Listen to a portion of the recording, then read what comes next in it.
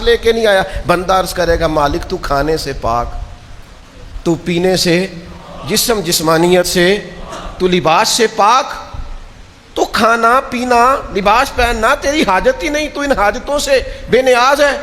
تو رب فرمائے گا وہ جو تیرے پڑوس میں بندہ بھوکا تھا تو بندہ تو میرا ہی تھا نا، وہ جو تیرے پڑوس میں بندہ پیاسا تھا تو بندہ تو میرا تھا، وہ جس کو حاجت لباس تھی تو بندہ تو پھر اقبال بول پڑے کہنے لگے خدا کے بندے تو ہیں ہزاروں، یہ بنوں میں پھرتے ہیں مارے مارے، میں اس کا بندہ بنوں گا جس کو خدا کے بندوں سے پیار ہوگا. خدا کے بندے تو اور بنوں میں پھرتے ہیں مارے مارے، میں اس کا بندہ بنوں گا جس کو خدا کے بندوں سے پیار ہو. تو غرباء پہ خرچ کرنا ہے، مساکین پہ خرچ کرنا ہے، حصول اللہ کی رضا کا ہوگا.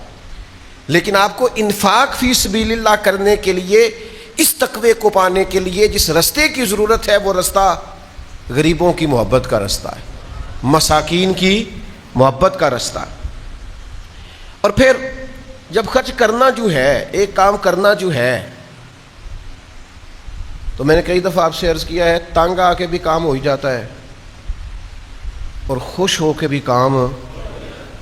تنگ آ کے بندہ کرے تو تھک جلدی جاتا ہے، خوش ہو کے کرے تو تھکاوٹ سکون میں کر لیتا ہے. کام وہی ہے، آپ اس کا مزہ لے کے کریں، آپ اس کا سرور لے کے کریں، آپ اس کا ذائقہ لیں، آپ کا کام آپ کا شوق بن جائے، آپ کا کام آپ کی لگن بن جائے. وہ تھکائے گا نہیں، وہ لطف دے گا. اس کے اندر آپ کو محسوس ہوگا کہ خوبصورتی پیدا ہو گئی ہے، لذت آنے لگ گئی ہے. قربانی کرنی تو ہے.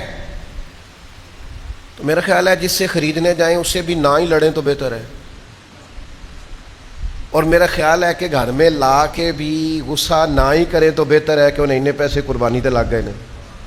اور پھر یہ کہ جب آپ ذبح کریں تو ذبح کرنے والے کے ساتھ بھی اگر لہجہ میٹھا ہی ہو تو میرا خیال ہے کریں گے، لینے آنے والے بھی بعض اوقات تنگ کریں گے، لیکن اگر انداز خوبصورت ہی ہو تو میرا خیال ہے زیادہ بہتر ہے. اور دیکھیں نبی پاک صلی اللہ تعالیٰ علیہ وسلم بات کر دیتے، لیکن بات کے اندر اس قدر جاذبیت پیدا ہو جاتی کہ لفظوں کو گویا حسن مل جاتا. حضور بولتے تو جیسے جملوں میں خوشبو پیدا ہو جاتی، جیسے الفاظ کو اندازہ ہوتا کہ ہماری بڑی قیمت ہے. المعجم الکبیر میں امام طبرانی نے سرکار کا فرمان لکھا ہے، کریم محبوب علیہ الصلوۃ والسلام ارشاد فرمانے لگے خوش دلی سے قربانی کرنا. جو خوش دلی سے قربانی کرے گا اس کی قربانی اس کے اور جہنم کے درمیان حجاب بن جائے گی، پردہ بن جائے گی، روک بن جائے گی. خوش دلی والی قربانی بندے کو دوزخ میں جانے نہیں دے گی. لیکن حضور نے خوش دلی کی شرط لگائی ہے. کس کی شرط لگائی ہے؟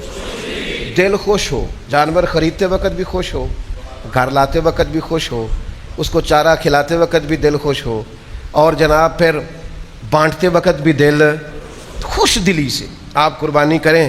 تو فرمایا یہ جہنم اور تمہارے درمیان یہ بن جائے گی رکاوٹ، پردہ، حجاب. پھر